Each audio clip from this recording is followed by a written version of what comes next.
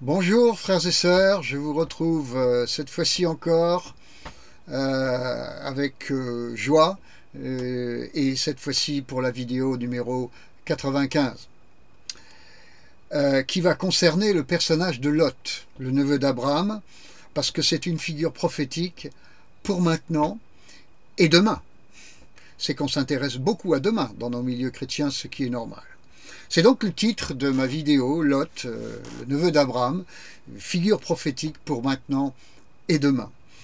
Le descriptif de cette vidéo va s'agir d'une réflexion basée sur Genèse chapitre 19 et Matthieu chapitre 24, faisant suite à la vidéo 94 qui parlait de visibilité ou de discrétion. Et oui, où je fais en sorte d'être bien visible, où je fais en sorte d'être discret et de laisser le Seigneur être visible plutôt que moi de l'être. En introduction, je vous dirais qu'alors que j'étais chez moi, dans ma salle de bain, je priais le Seigneur et lui demandais sur quel sujet voulait-il que je parle dans cette vidéo numéro 95. Et soudain, je me suis mis à penser à Lot et à Sodome en des éléments auxquels je n'avais jamais pensé. Auparavant, j'avais d'autres pistes pour cette vidéo numéro 95 sur lesquelles j'étais plutôt flottant, pas fixé. Tandis que là, j'ai su que c'était le sujet de cette vidéo. Mon flottement avait disparu. À ce propos, frères et sœurs, j'aimerais vous dire que la plupart du temps, dans tous les cercles où j'interviens comme prédicateur, enseignant, pasteur, etc., je n'ai pas de message préparé, mais une sensibilité spirituelle dans l'instant qui précède mon intervention et le temps de louange et d'adoration qui est de rigueur. C'est important de se plonger dans la présence du Seigneur, de rigueur avant la suite, me conduit toujours ce temps immanquablement vers le bon propos dans la prise de parole qui va suivre. Amen. Dans cet exercice, Dieu m'assiste toujours, car il est fidèle, et sa fidélité fait que je ne connais jamais l'échec dans cette pratique. Pourquoi? Parce qu'il s'agit de dépendance au Saint-Esprit, et la dépendance au Saint-Esprit ne connaît jamais l'échec. Alléluia! Mais, frères et sœurs, venons-en au sujet de cette vidéo lui-même. Il m'est certainement inspiré par un constat, à savoir le suivant. Beaucoup sur YouTube s'expriment sur le sujet du retour de Jésus-Christ en se livrant à l'exercice de la date, des dates, etc. Qu'il s'agisse d'ailleurs de la date du retour de Jésus-Christ ou encore maintenant, comme certains se plaisent à le nuancer, la date du signe du Fils de l'homme, signe qui paraîtra dans le ciel et qui est mentionné dans Matthieu chapitre 24, verset 30. Ces deux dates, il faut le préciser, n'étant pas tout à fait forcément les mêmes.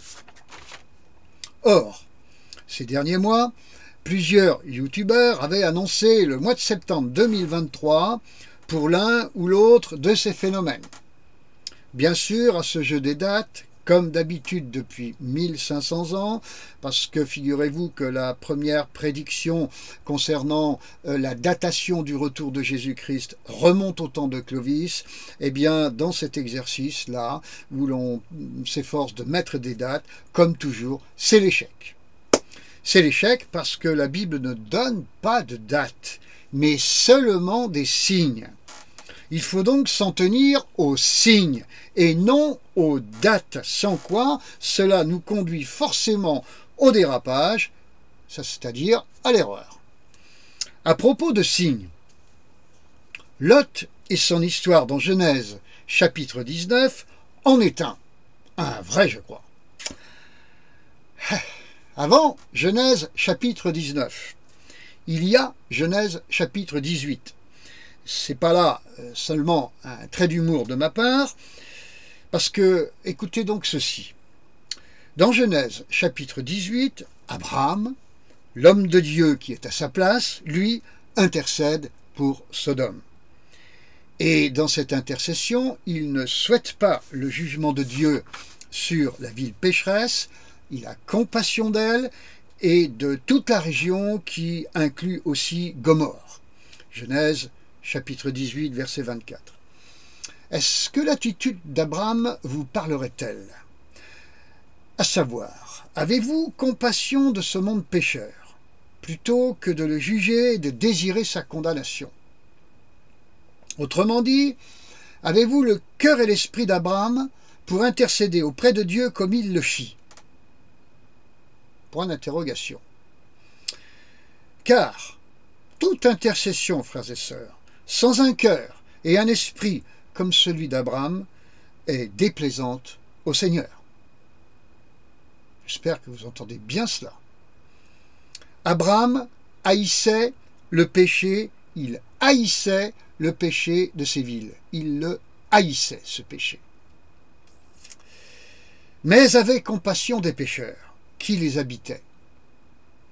Et ces pécheurs, qui étaient-ils? Eh bien, Genèse chapitre 19, verset 5 nous le dit, à savoir des hommes de tous âges, qui avaient pour sport favori d'abuser d'autres hommes, c'est-à-dire de les sodomiser. Cela vous parle? À propos du péché, de ces pécheurs, Abraham ne jugeait pas ces gens-là, mais avait compassion d'eux et priait pour eux. Je repose la question déjà posée. Avez-vous la même attitude qu'Abraham envers le monde actuel pour intercéder devant Dieu à ce sujet? Ou est-ce qu'éventuellement vous vociférez de colère contre ce monde et les pécheurs, désirant finalement le jugement de Dieu sur eux tous? Ou encore, sommes-nous comme Abraham, à la bonne place devant Dieu et dans le rôle juste face à cette situation?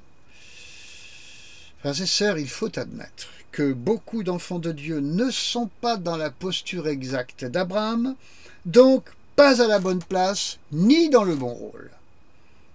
Lot, le neveu d'Abraham, a fait partie de ceux qui n'étaient pas à la bonne place ni dans le bon rôle. Comme Lot, beaucoup d'enfants de Dieu sont des gens très aimables, sympathiques, braves, mais qui n'ont rien à faire là où ils se trouvent, ni dans l'état d'esprit dans lequel ils se trouvent. Comme pour Lot, le neveu d'Abraham, ces enfants de Dieu subissent et vont subir une pression ambiante de plus en plus ingérable, même si ponctuellement, pendant un court moment, Dieu va les secourir avec quelques répits, comme on le voit dans Genèse chapitre 19, les versets 4 à 13. À propos de quelques répits, frères et sœurs, eh bien, ils vont se réfugier, ces enfants de Dieu, dans leur maison aux portes bien fermées à clé. Comme aujourd'hui nous trouvons sécurisant d'être bien à l'intérieur de nos murs d'église. Mais comme du temps de Lot, ce temps-là est très court. Et la maison de Lot fut détruite comme le reste de la ville et de la région. Et nos églises? Genèse chapitre 19, versets 15 à 17. Finalement, Dieu insiste tellement, avec l'envoi d'anges notamment, auprès de Lot, qu'il finit Lot par fuir juste avant la catastrophe. De la même manière, frères et sœurs, face à la pression du péché ambiant devenu irrespirable, et à celle de Dieu, la pression de Dieu, pour qu'il fuit enfin, de nombreux enfants de Dieu vont faire comme Lot, pendant que d'autres, qui avaient déjà pris de sages dispositions, feront comme Abraham, c'est-à-dire qu'ils regarderont de loin ce qui va se passer, ce qui se passera, comme on voit qu'Abraham le fit en Genèse chapitre 19, versets 27 et 28. Donc, Lot, fuyant, va se réfugier à Tsoar, ville qui signifie petitesse. Genèse chapitre 19, versets 20 à 23. Lot va donc passer de la grande et riche ville, qui était Sodome, à Tsoar, qui signifie la petitesse, sans toutefois sa femme qui a regardé en arrière. De la même manière, frères et sœurs, les grands lieux de vie pour les enfants de Dieu vont devenir tout petits. Plus exactement, le peuple de Dieu va séjourner à Tsoar, lieu d'humilité, avant de monter sur la montagne, comme le fit Lot, comme on le voit au chapitre 19 de la Genèse, verset 30. Genèse, chapitre 19 toujours, versets 31 à 38 cette fois-ci. Sur la montagne, en sécurité, loin du péché du monde, 2 générations vont vivre ensemble.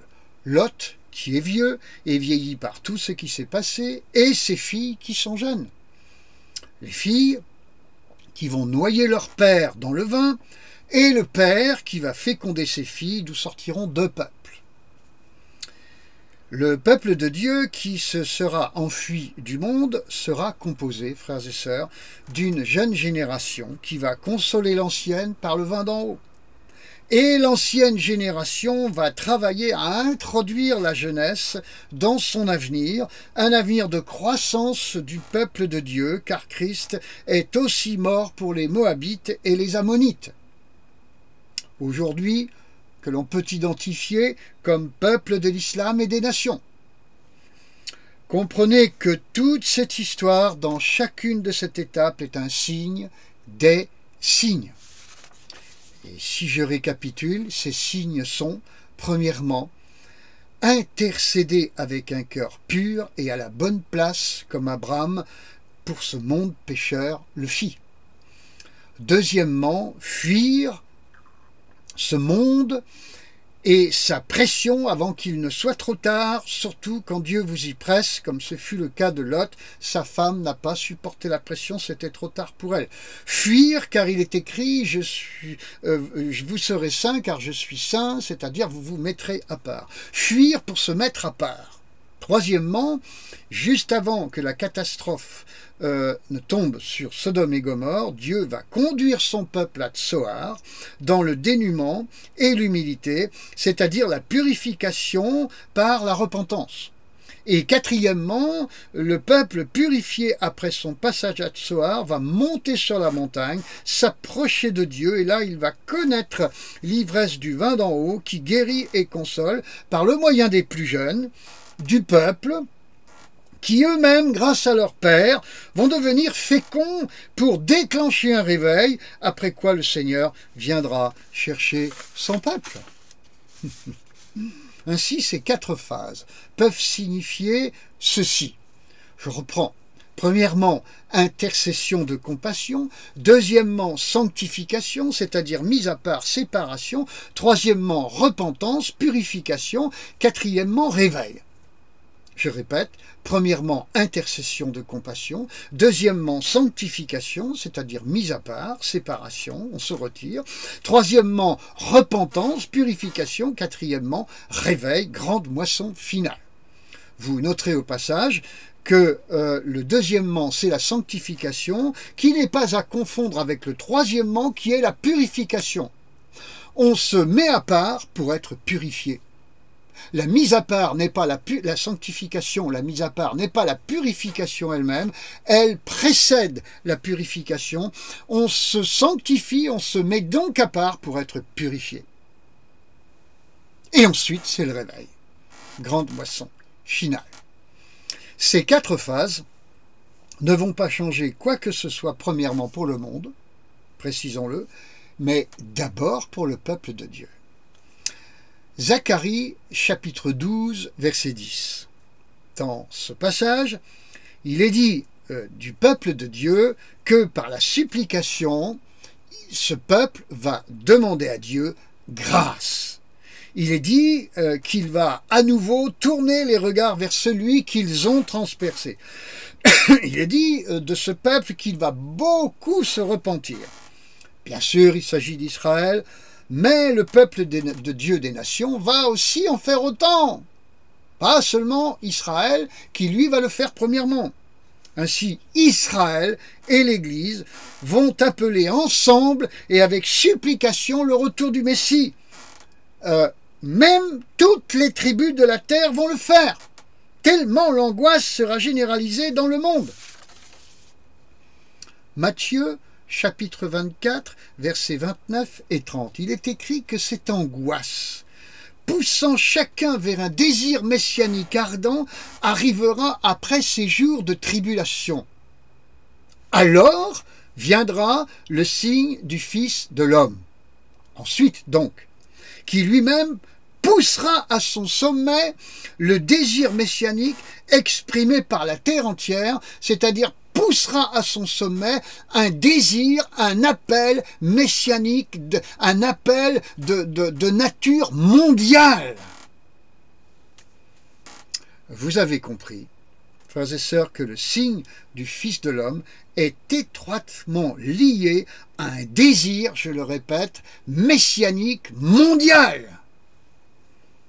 C'est pourquoi ni le retour de Jésus-Christ, ni le signe du Fils de l'homme qui le précède ne sont survenus en septembre 2023, parce qu'il faut d'abord toutes ces choses avant que ce signe et ce retour ne se manifestent, contrairement à ce que plusieurs avaient annoncé. Je veux le répéter à nouveau, on ne date pas le retour de Jésus-Christ. Quant au signe du Fils de l'homme, il interviendra après les événements qui sont préfigurés dans l'histoire de Lot, qui elle-même, vous l'avez compris, contient un message prophétique pour le peuple de Dieu actuel. Avant de terminer, bien-aimés en Jésus-Christ, je redis ceci. Excusez-moi, j'insiste lourdement. Rien n'est daté. Tout est en signe. Il faut respecter cette règle, qui est celle de la Bible et du Seigneur. J'ajouterai, en conclusion, que la lecture prophétique de la Bible n'est pas un exercice d'approximation, comme seraient tentés de le dire quelques-uns. Ce que je viens de démontrer à l'appui du récit de Lot, le neveu d'Abraham, peut être fait avec de nombreuses autres histoires, toujours de la Bible. Si vous ne pensez pas que toute la Bible est prophétique, alors vous la regardez seulement, cette Bible, comme un instrument de culture, sans plus. Si vous pensez qu'une histoire de la Bible est prophétique, mais pas une autre, alors vous êtes dans le tri, selon que cela vous arrange.